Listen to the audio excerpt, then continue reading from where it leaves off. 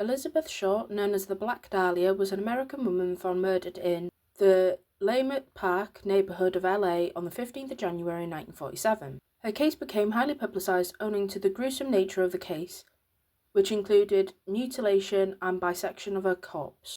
A native of Boston, she spent her early life in New England and Florida before relocating to California, where her father lived. It's commonly held that she was an aspiring actress, though she had no known acting credits or jobs during her time in LA. She acquired the nickname of the Black Dahlia posthumously, as newspapers of the period often nicknamed particularly lurid crimes. The term may have originated from the film noir thriller The Black Dahlia, 1946. After the discovery of her body, the LAPD began an extensive investigation that produced over 150 suspects but yielded no arrests. Her unsolved murder and the details surrounding it have been a lasting cultural impact, generating various theories and public speculation. Her life and death have been the basis of numerous books and films, and her murder is frequently cited as one of the most famous unsolved murders in US history, as well as one of the oldest unsolved cases in Los Angeles County. It has likewise been credited by historians as one of the first major crimes in post-war America to capture national attention. Elizabeth Short was born on the 29th of July 1924 in the Hyde Park neighborhood of Boston, Massachusetts. The third of 5 daughters to Cleo Alvin Short Jr., 18th of October 1985 until the 19th of January 1967, and his wife Phoebe May Sawyer, 2nd of July 1897 until the 1st of March 1992. Her sisters were Virginia May West, born 1920, Dorothea Schlesser, born 1922, Elnora Chalmers, born 1925, and Muriel Short, born 1929.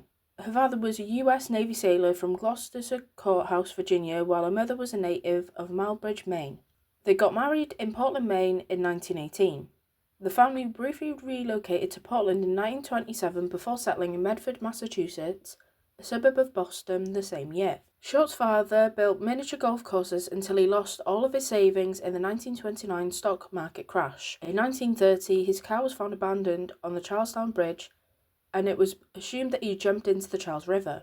Believing that her husband was deceased, Short's mother began working as a bookkeeper to support the family. Troubled by bronchitis and severe asthma attacks, Short underwent lung surgery at the age of 15, after which doctors suggested that she periodically relocate to a milder climate to prevent further respiratory problems. Her mother sent her to spend the winters with her family friends in Miami, Florida for the next 3 years. She dropped out of Medford High School during her sophomore year. In late 1942, her mother received a letter of apology from her presumed deceased husband, which revealed that he was in fact alive and started a new life in California.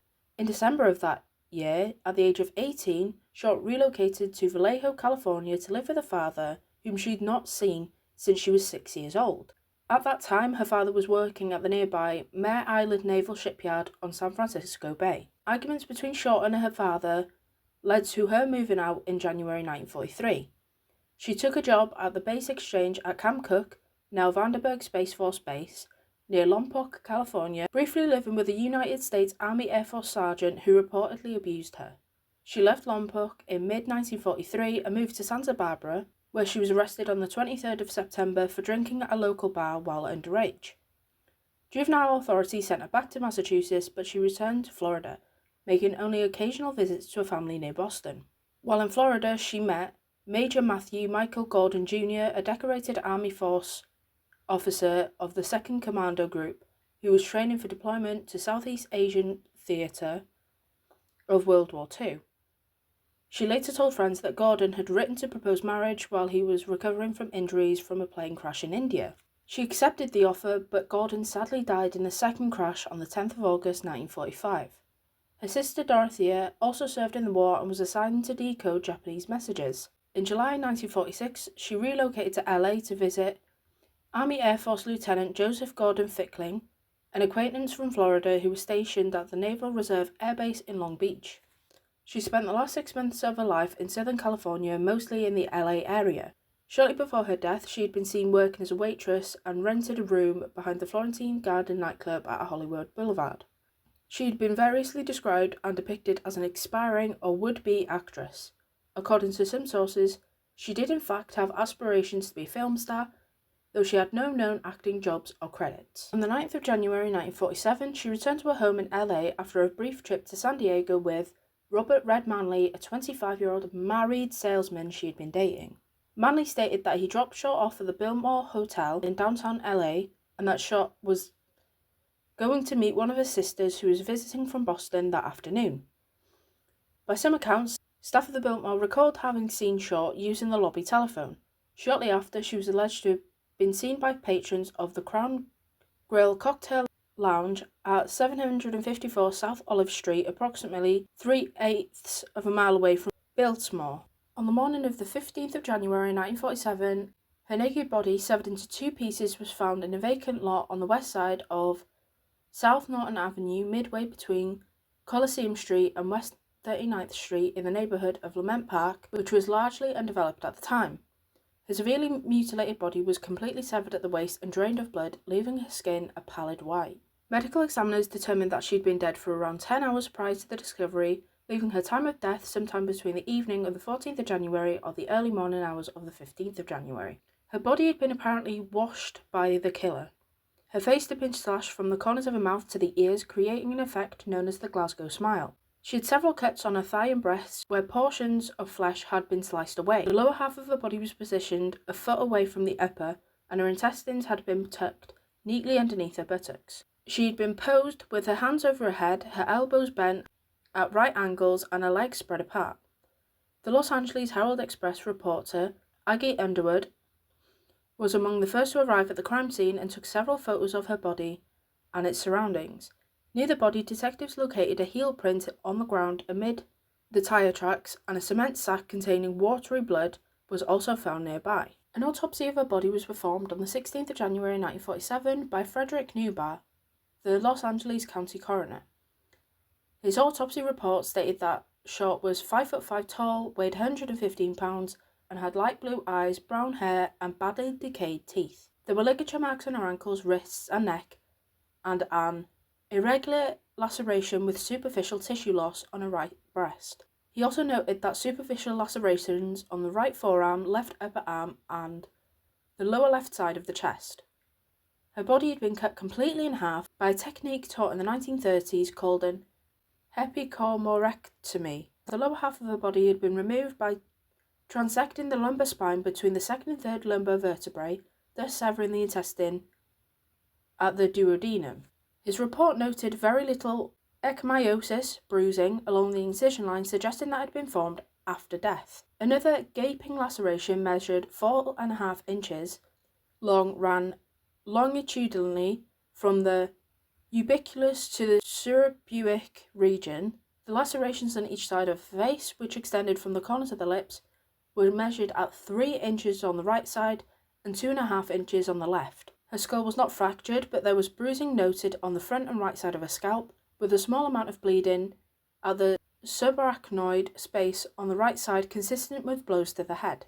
The cause of death was determined to be hemorrhaging from the lacerations to her face and the shock of the blows to her head and face. He also noted that she may have been AD. Samples were taken from her body for testing for the presence of sperm, but the results came back negative. She was identified after her fingerprints were sent to the FBI. Her fingerprints were on file from her 1943 arrest. Immediately following the identification, reporters from William Randolph Hearst's Los Angeles Examiner contacted her mother, Phoebe Short, in Boston and told her that her daughter had won a beauty contest. It was only after prying for as much personal information they could get from Phoebe that they revealed that her daughter had in fact been murdered. The Examiner also offered to pay Phoebe's airfare and accommodation if she would travel to LA to help with the police investigation.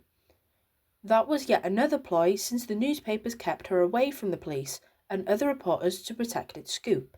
The Examiner and another of Hearst's newspapers, the Herald-Express, later sensationalized the case, with one Examiner article describing the black tailored suit Short was wearing as a tight skirt and a sheer blouse. The media nicknamed her the Black Dahlia and described her as an adventuress who prowled Hollywood Boulevard. Additional newspaper reports, such as one published in Los Angeles Times on the 17th of January, deemed the murder as a sex fiend slaying. On the 21st of January, a person claiming to be Short's killer placed a phone call to the office of James Richardson, the editor of the Examiner, congratulating Richardson on the newspaper's coverage of the case and stating he planned on eventually turning himself in, but not before allowing police to pursue him further. Additionally, the caller told Robertson to expect some souvenirs of Beth Shaw in the mail. 3 days later, a suspicious manila envelope was discovered addressed to the Los Angeles Examiner and other Los Angeles papers, with individual words that had been cut and pasted from newspaper clippings. Additionally, a large message on the face of the envelope read, "Here is Dahlia's belongings, letter to follow." The envelope contained her birth certificate, business cards, photographs, name written on pieces of paper, and an address book with the name Mark Hansen embossed on the cover. The packet had been carefully cleaned with gasoline, similarly to Short's body, which led police to suspect the packet had been sent directly by her killer. Despite efforts to clean the packet, several partial fingerprints were lifted from the envelope and sent to the FBI for testing.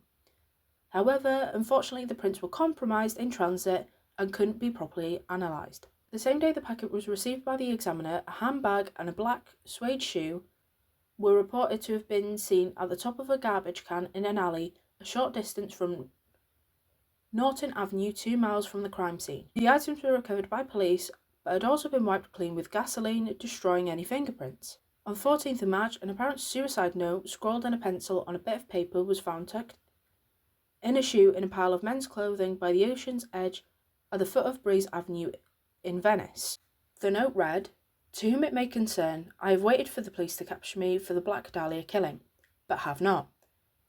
I am too much of a coward to turn myself in, so this is the best way out for me. I couldn't help myself for that, or this. Sorry, Mary." The pile of clothing was last seen by a beach caretaker who reported the discovery to lifeguard captain John Dillon. Dillon immediately notified Captain L.E. Christensen of the West Los Angeles Police Station. The clothes included a coat and trousers of blue herringbone tweed, a brown and white t-shirt, white jockey shorts, tan socks, moccasin leisure shoes, size about 8. The clothes gave no clue about the identity of their owner. The police quickly deemed Mark Hansen, the owner of the address book found in the packet, a suspect. Hansen was a wealthy local nightclub and theatre owner and an acquaintance at whose home Short had stayed with friends. According to some sources, Hansen also confirmed that the purse and shoe discovered in the alley were in fact Short's. Antoth, Short's friend and roommate, told investigators that Short had recently rejected sexual advances from Hansen and suggested it as a potential motive for him to kill her. However, Hansen was cleared of suspicion in the case. In addition to Hansen, the LAPD interviewed over 150 men in ensuing weeks who they believed to be potential suspects. Robert Manley, who had been one of the last people to see Short alive, was also investigated, but was cleared of suspicion after passing numerous polygraph examinations. Police also interviewed several persons found listed in Hansen's address book, including Martin Lewis, who had been an acquaintance of Short's. Lewis was able to provide an alibi for the date of Short's murder, as he was in Portland, Oregon, visiting his dying father-in-law. A total of 750 investigators from the LAPD and other departments worked on the Short case during the initial stages, including 400 sheriff's deputies and 250 California State Patrol officers. Various locations were searched for potential evidence, including storm drains throughout LA, abandoned structures, and various sites along the LA River, but the searches yielded no further evidence. Los Angeles City Councilman Lloyd G. Davis posted a $10,000, equivalent to $140,820 in 2024, reward for information leading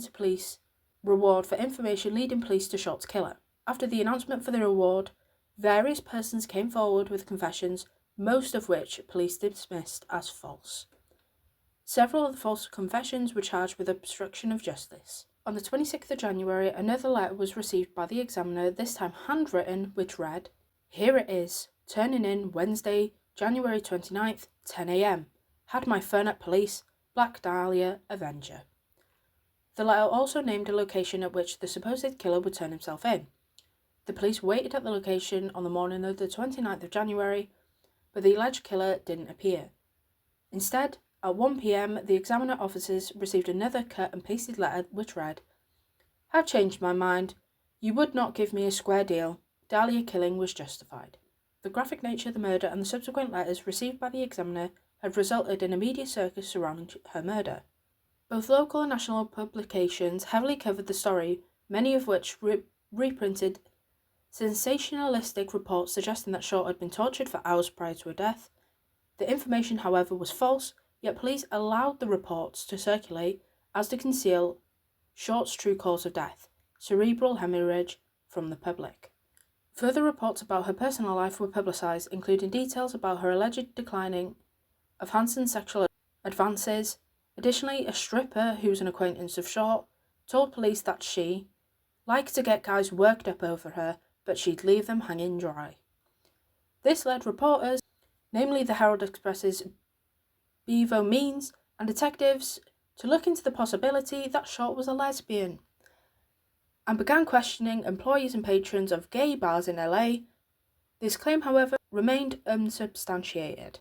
The Herald Express also received several letters from the purported killer, again made with cut and pasted clippings, one of which read, "I will give up on Dahlia killing if I get 10 years. Don't try to find me." On the 1st of February, the Los Angeles Daily News reported that the case had run into a stone wall with no new leads for investigators to pursue. The Examiner continued to run stories of the murder and the investigation, which was front-page news. The Examiner continued to run stories on the murder and the investigation, which was front-page news for 35 days following the discovery of the body. When interviewed, lead investigator Captain Jack Donahue told the press that he believed Short's murder had taken place in a remote building or shack on the outskirts of LA and that a body was transported to the location where it was disposed of. Based on the precise cuts and dissection of her body, the LAPD looked into the possibility that the murderer had been a surgeon, doctor, or someone with medical knowledge. In mid-February 1947, the LAPD served a warrant to the University of Southern California Medical School, which was located near the site where the body had been discovered, requesting a complete list of the program students. The university agreed, so long as the students' identities remained private. Background checks were conducted but yielded no results. By the spring of 1947, Short's murder had become a cold case with few new leads. Sergeant Finis Brown, one of the lead detectives on the case, blamed the press for compromising the investigation through journalists' probing of details and unverified reporting. In September 1949, a grand jury convened to discuss inadequacies in the LAPD's homicide unit based on their failure to solve numerous murders, especially those of women and children, in the previous several years, Short's being one of them. In the aftermath of the grand jury, further investigation was done on Short's past, with the detectives tracing her movements between Massachusetts, California and Florida, and also interviewed people who knew her in Texas and New Orleans.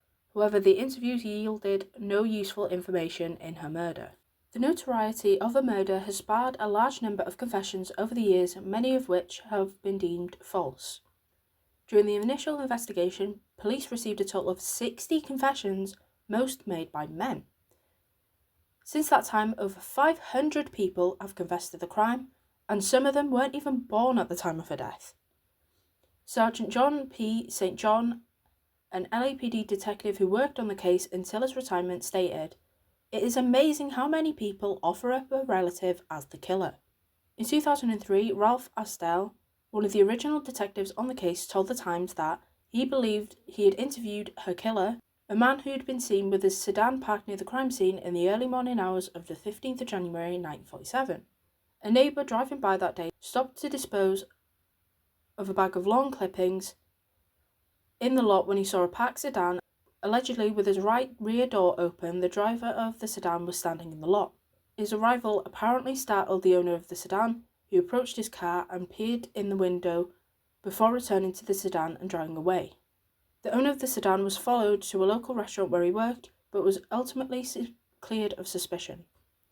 Suspects remaining under discussion by various authors and experts include a doctor named Walter Bailey, proposed by former Times copy editor Larry Hanisch, Times publisher Norman Chandler, whom biographer Donald Wolfe claims impregnated Short, Leslie Dillon, Joseph A. Dumas, Artie Lane, Mark Hansen, Francis E. Sweeney, Guthrie, Bugsy Siegel, Orson Welles, George Hodel, Hodel's friend, Mark Sexton, George Knowlton, Robert M. Red Manley, Patrick S. O'Reilly, and Jack Anderson Wilson. Although he was never formally charged with the crime, George Hodel came to wider attention after his death when he was accused by his son LAPD homicide detective Steve Hodel of killing Short and committing several additional murders. Prior to the Dahlia case, George Hodel was suspected but not charged in the death of his secretary, Ruth Spaulding, and was accused of hiring his own daughter Tamar but acquitted.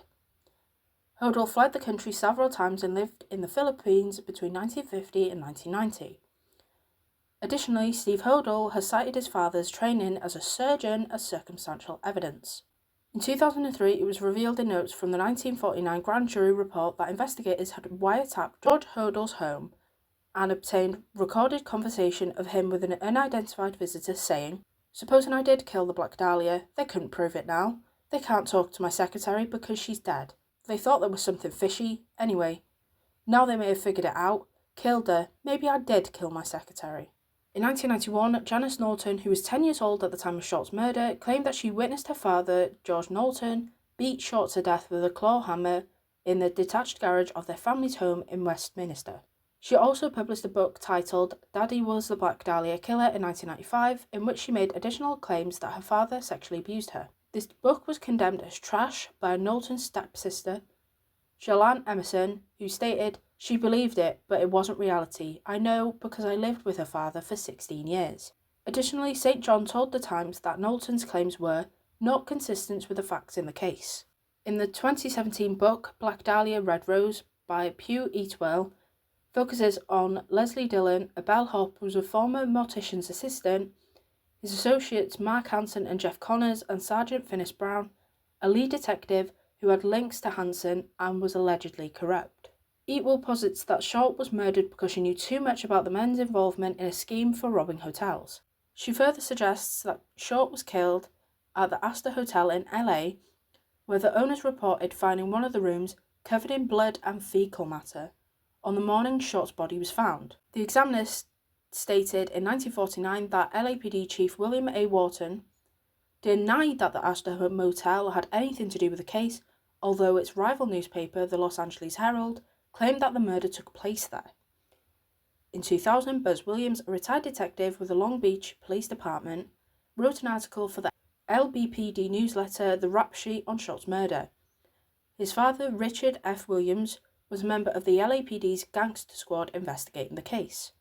Williams' father reportedly believed that Dillon was the killer and that when Dillon returned to his home state of Oklahoma, he was able to avoid extradition to California because his ex-wife, Georgia Stevenson, was second cousins with Illinois Governor Adlai Stevenson II, who contracted the governor of Oklahoma on Dillon's behalf. Williams' article claimed that Dillon sued the LAPD for $3 million, but that the suit was dropped. Harnish disputes this, stating that Dillon was cleared by police after exhaustive investigation, and that the district attorney's files possibly placed him in San Francisco when Short was killed. Harnish claims that there was no LAPD cover-up, and that Dillon did in fact receive a final settlement from the city of Los Angeles, but has not produced concrete evidence to prove this. Police searched for remains in the Cleveland Tulsa murders in 1937. Some journalists and law enforcement have speculated a connection between the Cleveland crimes and Short's murder. Several crime authors, as well as police detective Peter Merylo, have suspected a link between the Short murder and the Cleveland Tulsa murders, which took place in Cleveland, Ohio between 1934 and 1938. As part of their investigation into other murders that took place before and after the Short killing, the original LAPD investigators studied the Tulsa murders in 1947, but later discounted any connection between the two cases. In 1980, new evidence implicating a former Tulsa murder suspect, Jack Anderson Wilson, was investigated by St. John in relation to Short's murder. He claimed he was close to arresting Wilson in Short's murder, but that Wilson died in a fire on the 4th of February 1982. The possible connection to the Tulsa murders received renewal media attention when it was profiled on the NBC series Unsolved Mysteries in 1992, in which Eliot Ness biographer Oscar Fraley suggested Ness knew the identity of the killer responsible for both cases. Crime authors such as Steve Hodel and William Rasmussen have suggested a link between the Short murder and the 1946 murder and dismemberment of 6-year-old Suzanne Deegan in Chicago, Illinois. Captain Donahoe of the LAPD stated publicly that he believed the Black Dahlia and the Lipstick murders in Chicago were likely connected. Among the evidence cited is the fact that Short's body was found on Norton Avenue 3 blocks west of Deegan Boulevard, Deegan being the last name of the girl from Chicago. There was also striking similarities between the handwriting of the Deegan ransom note and that of the Black Dahlia Avenger. Both texts used a combination of capitals and small letters. The Deegan note read in part, "Burn this for her safety." And both notes contain similar mishapen letter P and have one word that matches exactly. Convicted serial killer William Heron served life in prison for Deegan's murder, initially arrested at the age of 17 for breaking into a residence close to that of Deegan's. Heron's claimed that he was tortured by police, forced to confess, and made a scapegoat for the murder. After being taken from the medical infirmary at the Dixon Correctional Center on the 26th of February 2012 for health problems, Hirons died at the University of Illinois Medical Center on the 5th of March 2012 at the age of 83. Between 1943 and 1949, over a dozen unsolved murders occurred in LA which involved the sexual mutilation of young women. Authorities suspected at that time that they could have been the work of a single unidentified serial killer. In 1949, a Los Angeles County grand jury was tasked with investigating the failure on the part of law enforcement to solve the cases. As a result, further investigation was done on the homicides, although none of them were solved. On the 27th of July 1943, the son of a greenskeeper discovered the nude body of 41-year-old Ora Elizabeth Murray laying on the ground near the parking lot of Fox Hills Golf Course. Murray had been severely beaten about her face and body, and the autopsy determined her cause of death was due to constriction of the larynx by strangulation. Murray was last seen on the 26th of July 1943 attending a dance at the Zender Ballroom in downtown LA with her sister before leaving with an unidentified man. Her murder remains unsolved. John Gilmore's 1994 book, Severed: The True Story of the Black Dahlia Murder, suggests a possible connection between Short's murder and that of 20-year-old Georgette Bordoff. At 11 a.m. on the 12th of October 1944, her maid and a janitor arrived to clean her apartment in West Hollywood, where they found her body face down in the bathtub. It is believed that she was attacked by a man who was waiting inside her apartment for her. Gilmore suggested that Short's employment at the Hollywood canteen, where Bordoff was working as a hostess, could be a potential connection between the two women. However, the claim that Short ever worked in the Hollywood canteen has been disputed by other sources, such as retired Times copy editor Larry Harnish. Regardless, Steve Hodel has still suggested that both women were likely killed by the same individual, since in both cases the media received notes supposedly from the killer taunting the police and boasting of his skills. The murder of 44-year-old Jeanne Nettie French on the 10th of February 1947 was also considered by the media and detectives as possibly being related to Short's killing. French's body was discovered in West LA on Grandview Boulevard, nude and badly beaten. Written on her stomach in lipstick was what appeared to say, "Fuck you, BD," and the letters TEX below. The Herald Express covered the story heavily and drew comparisons to the Short murder less than a month prior, summarising that the initials BD stood for Black Dahlia. However, according to historian John Lewis, the scrawling actually read PD, ostensibly standing for Police Department. On the 12th of March 1947, the nude body of 43-year-old Evelyn Winters was found at 12:10 a.m. in a vacant lot of an abandoned rail yard in Northwood, California along the LA River. She had been bludgeoned and strangled to death. She was last seen by a male acquaintance, James Joseph Tierman, who stated to authorities that he saw her leave the Albany Hotel in LA at 8 p.m. Dorothy Ellen Montgomery, aged 36, was found about 10:30 a.m. in a vacant field on the 4th of May 1947 under a pepper tree in Florence Graham, California. She died due to strangulation and was found nude and beaten. She had been missing since 9:30 p.m. the previous evening, where she had left her home to pick up her daughter at a dance recital. On the 12th of May 1947, the body of 39-year-old Laura Eliza Trelstad was discovered by an oil company patrolman in an oil field in Long Beach Boulevard. She had been sexually assaulted, strangled with a belt, and then thrown from a moving vehicle.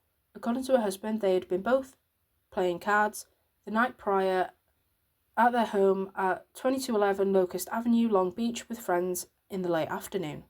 Her husband wanted to continue, but she had become bored and left to go to the Crystal Ballroom. She stated, "If the boys can play poker, we girls can go dance." She was never seen alive again. On the 8th of July 1947, the naked body of Rosenda Josephine Mondragon, age 21, was discovered by a postal clerk in a gutter near Los Angeles City Mall. She had been strangled by a silk stocking. She was last seen by her estranged husband that morning at 1 a.m, where he had served her with divorce papers at his residence. She then left, entering a stranger's car. On the evening of the 2nd of October 1947, Lillian Dominguez, age 15, was walking home with her sister and friend in Santa Monica when a man approached them and proceeded to stab Dominguez in the heart with a stiletto blade between her second and third ribs. 1 week later, on the 9th of October, a note on the back of a business card was left under the door of a furniture store. The message was written in pencil and read, "I killed the Santa Monica girl, I will kill others." On the 14th of February 1948, 42-year-old Gladys Eugenia Kern, a LA real estate agent, was found stabbed in the back with a hunting knife in a vacant house that she was showing in the Los Feliz district at 4217 Cromwell Avenue. That afternoon, Kern was last seen with an unidentified man at the counter of a nearby drugstore. The murderer had stolen her appointment book and had cleaned the murder weapon before he left. Cosmetologist Louise Margaret Springer, aged 35, was found dead on the 13th of June 1949 in the backseat of her husband's convertible sedan alongside a street in south-central Los Angeles. She had been garroted with a length of clothesline. Her husband notified law enforcement after her disappearance that evening when he returned from an errand inside the shop to find both Springer and his vehicle missing. Mimi Blumhauer, aged 48, was last heard from when she telephoned a friend from her home in the 700 block of Nimes Road in LA on the 18th of August 1949. Between 7 and 8 p.m, the call ended. 5 days after she vanished, her white bag was discovered in a phone booth at a grocery store in LA. She's never been heard from again. She was later declared legally dead. On the evening of the 7th of October 1949, 26-year-old Jean Spangler left her home in LA, telling her sister-in-law that she was going to meet with her ex-husband before going to work as an extra on a film set. She was last seen alive at a grocery store several blocks from her home at approximately 6 p.m. 2 days later, her tattered purse was discovered in a remote area of Griffith Park, approximately 5.5 miles from her home. Inside was a letter addressed to Kirk, which mentioned seeing a doctor. Numerous details regarding Short's personal life and death have been points of public dispute. The eager involvement of both public and press in solving the murder have been credited as factors that complicate the investigation significantly, resulting in a complex, sometimes inconsistent narrative of events. According to Anne-Marie DiSanfanto of the Portland Tribune, many unsubstantiated stories have circulated about Short over the years. She was a prostitute, she was frigid, she was pregnant, she was a lesbian, and somehow, instead of fading away over time, the legend of the Black Dahlia just keeps getting more convoluted. Hanisch has refused several supposed rumours and popular conceptions about Short, and also disputed the validity of Gilmore's book Severed, claiming that the book is 25% mistakes and 50% fiction. Hanisch had examined the district attorney's files. He claimed that Steve Hodel has examined some of them pertaining to his father, along with Times communist Steve Lopez, and contrary to Eatwell's claims, the files showed that Dillon was thoroughly investigated and was determined to have been in San Francisco when Short was killed. Hanisch speculated that Eatwell either didn't find these files or that she chose to ignore them. A number of people, none of whom knew Short, contacted police and newspapers claiming to have seen her during her so-called missing week between her 9th of January disappearance and the discovery of her body on the 15th of January. Police and district attorneys investigators ruled out each alleged sighting. In some cases, those interviews were identifying other women whom they had mistaken for Short. Her whereabouts in the days leading up to her murder and discovery of her body are unknown. After the discovery of her body, numerous LA newspapers printed headlines claiming that she'd been tortured leading up to her death. This was denied by law enforcement at the time, but they allowed the claims to circulate so as to keep Short's actual cause of death a secret from the public. Some sources, such as Oliver Syriax's Crime and Encyclopedia 1993, state that Short's body was covered in cigarette burns inflicted on her while she was still alive, though there is no indication of this in her official autopsy report. In Severed, Gilmore states that the coroner who'd performed Short's autopsy suggested in conversation that she'd been forced to consume feces. Based on this based on his findings when examining the contents of a stomach. This claim has been denied by Harnish and said it is also not indicated in Short's official autopsy, though it has been reprinted in several print and online media. According to newspaper reports, shortly after a murder, she received the nickname Black Dahlia from staff and patrons at the Long Beach drugstore in mid-1946 as wordplay on the film noir The Black Dahlia 1946, starring Veronica Lake and Alan Ladd. Other popularly circulated rumours claim that the media crafted the name because Short adorned her hair with dahlias. According to the FBI's official website, Short received the first part of her nickname from the press for her rumoured penchant for sheer black clothes. However, reports by district attorney's investigators state that the nickname was invented by newspaper reporters covering her murder. Herald Express reporter Beaver Means, who interviewed Short's acquaintance at the drugstore, has been credited as the first using the Black Dahlia name. The reporters Underwood and Jack Smith have been alternatively named as its creditors. While some sources claim that Short was referred to and went by the name during her life, others dispute this. Both Gilmore and Harnish agree that the name originated during Short's lifetime and was not a creation of the press. Harnish states that it was in fact a nickname she earned from the staff of the Long Beach drugstore she frequented. In severed Gilmore names and A.L. Landers as the proprietor of the drugstore, though he does not provide the store's name. Prior to the circulation of the Black Dahlia name, Short's killing had been dubbed the werewolf murder because of the brutal nature of the crime.